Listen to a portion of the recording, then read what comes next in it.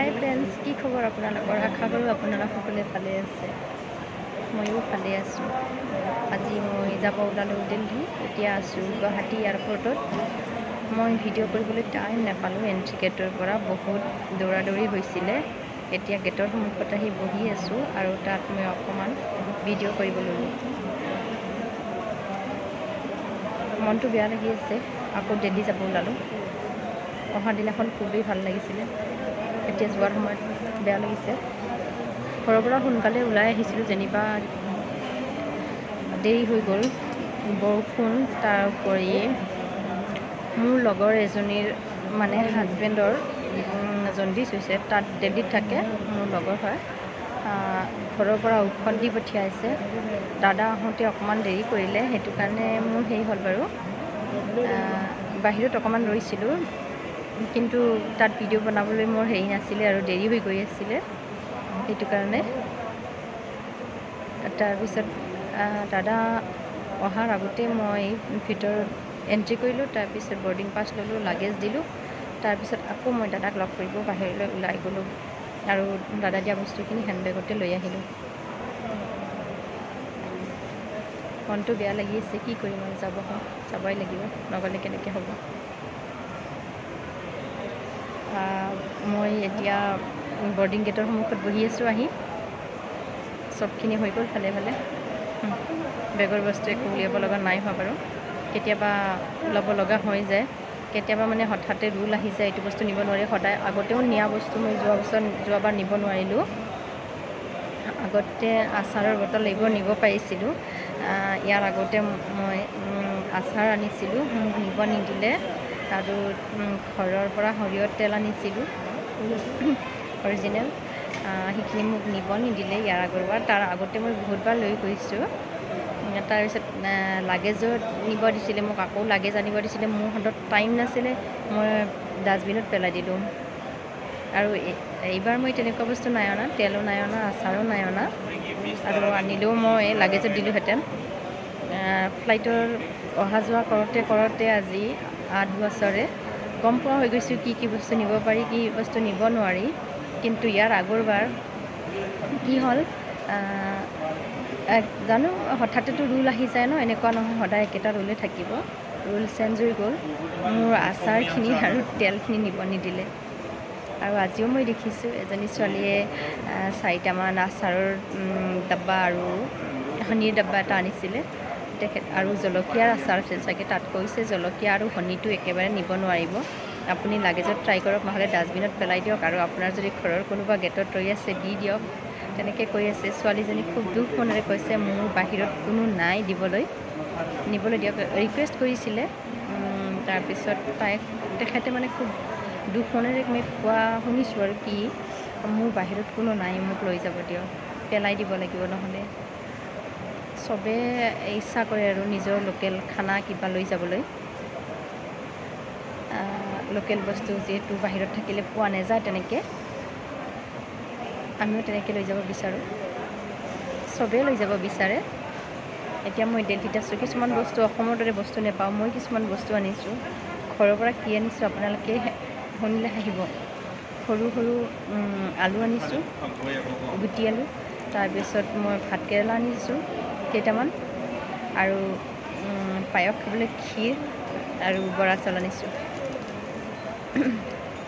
তাতো আমি বৰা চাউল বা ক্ষীৰ খাবলৈ জহা চাউল তেনেকৈ পোৱা নাযায়, সেইটো কাৰণে ঘৰৰ পৰা লৈ আহিছোঁ। সেইখিনি যদি মোক নিব নিদিলেহেঁতেন কেনেকুৱা লাগিলেহেঁতেন, তেনেকুৱা। সেইবোৰ নিব দিয়ে বাৰু, একো নাই।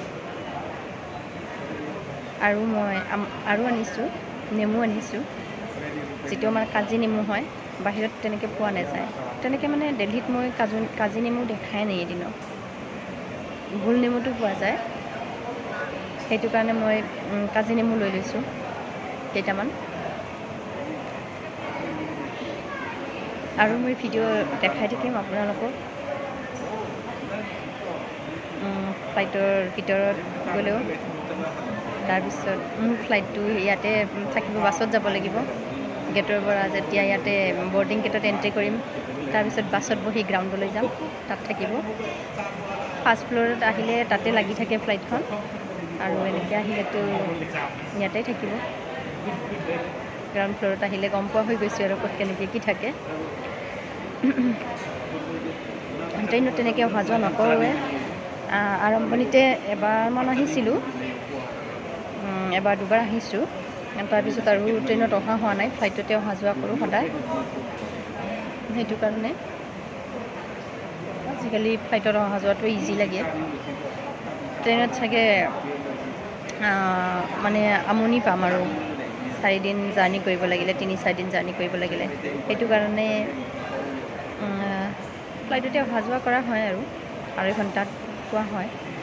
2 ঘণ্টা 40 মিনিট লিখা থাকে, কেতিয়াবা 2 ঘণ্টাটো পোৱা হয়, কেতিয়াবা 2.5 ঘণ্টাটো পোৱা হয়। 40 মিনিটটো নালাগে আৰু 2 ঘণ্টা 40 মিনিট নালাগে, 2 ঘণ্টা 20 মিনিট, কেতিয়াবা 25 মিনিট, কেতিয়াবা 30 মিনিট তেনেকুৱা। সেইটো কাৰণে আজি 8 বছৰৰ পৰা মানে কিছুমান সৰু সুৰা এক্সপিৰিয়েঞ্চ হ'ল আৰু ফ্লাইটত কেনেকৈ অহা যোৱা কৰিবলৈ। প্ৰথম যেতিয়া মই জাৰ্ণি কৰিছিলোঁ মোৰ খুবেই মানে লাগিছিলে, ভয় লাগিছিলে, ক'ত যাম, কি কৰিম, গেট কিমান নম্বৰ গেটত যাম। আৰু মই অকলে আহিছিলোঁ, অকলে অহা যোৱা কৰোঁ সদায়, সদায়তো লগ নাপাওঁ, ক'ত পাম। কেতিয়াও মই লগত আহি পোৱা নাই কাৰো লগত, সদায় অকলে অহা যোৱা। আৰু যেতিয়া প্ৰথম দিনাখন মই আহিছিলোঁ তেতিয়া মই চবকে সুধি আহিছিলোঁ, তাত যি ডিউটি কৰি থাকে, ডিউটিত থাকে CISF ষ্টাফ বা তাত এয়াৰপৰ্ট ফালৰ ষ্টাফ, এয়াৰপৰ্টৰ ষ্টাফ, চবকে মই সুধি আহি আছিলোঁ। মোৰ ইণ্ডিগ' ফ্লাইট আছিলে তেতিয়া। ইণ্ডিগ' ফ্লাইটত কোনফালে যাব লাগিব, কি কৰিব লাগিব, ক'ত বৰ্ডিং পাছ ল'ব লাগিব, ক'ত হেৰি কৰিব। তেতিয়া প্ৰিণ্ট আউট আনিব লগা আছিলে টিকেটৰ। এতিয়া আজিকালিতো অনলাইনতে হৈ যায়গৈ। প্ৰিণ্ট আউট ল'ব লগা আছিল, প্ৰিণ্ট আউট কম্পালচৰি আছিলে। তাৰপিছত আই কাৰ্ডটো লাগিবই, আই ডি প্ৰুফটো লাগিবই নিজৰ ফটো মিলাবলৈ। তাৰপিছত আৰু বৰ্ডিং পাছ আজিকালি মেচিনত উলিয়াই, আগতেতো হেৰিতে উলিওৱা আছিলে। আগতে যেতিয়া আমি গৈছিলোঁ টিকেটখন দিছিলোঁ আৰু তেতিয়া কাউণ্টাৰৰ পৰা বৰ্ডিং পাছখন দি দিছিলে। বৰ্ডিং পাছত টিকেট, চিট নাম্বাৰ আৰু গেট নাম্বাৰ থাকে।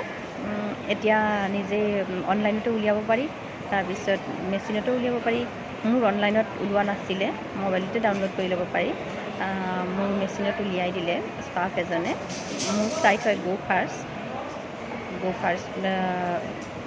ষ্টাফ এজনে, গো ফাৰ্ষ্টৰ মানে ষ্টাফ এজনে মোৰ বৰ্ডিং পাছখন উলিয়াই দিলে মেচিনৰ পৰা। কেতিয়াবা কিবা নেটৱৰ্ক প্ৰব্লেম কিবা হ'লে তেনেকুৱা হয় বাৰু। তেখেতে মেচিনৰ পৰা উলিয়াই দিলে, তেখেতক থেংকছ কৈছোঁ মই ভিডিঅ'ৰ যোগেৰে। তেখেতে মোৰ ভিডিঅ' ক'ত চাব নাজানে চাগে, মোৰ ইউটিউব চেনেল আছে বুলি, কাৰণ মইতো ইমান ডাঙৰ নামী ইউটিউবাৰ নহয়। জাষ্ট মই দিবলৈ মানে আৰম্ভহে কৰিছোঁ, তথাপিও কৈছোঁ আৰু তেখেতক মই কৈ আহিছোঁ থেংক ইউ দাদা বুলি। কাৰণ মই বৰ্ডিং পাছ উলিয়াব পৰা নাছিলোঁ ন, মই আহি থাকোঁতে ট্ৰাই কৰি আহিছিলোঁ, তেতিয়া কিবা ফেইল দেখাই আছিলে। ভিডিঅ'টো বেছি দীঘলীয়া হৈ যাই থাকিব কথা পাতি থাকিলে। এতিয়া মই দেখাইছোঁ অকণমান বেকগ্ৰাউণ্ডৰ ফালে এনেকুৱা হয়।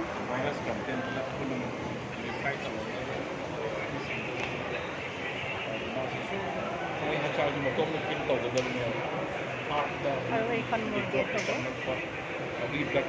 ইয়াত গেটত এইখন গেটে এণ্ট্ৰি কৰি তাৰপৰা গৈ বাছত গুৱাহাটী এয়াৰপৰ্টে, লোকপ্ৰিয় গোপীনাথ বৰদলৈ এয়াৰপৰ্ট।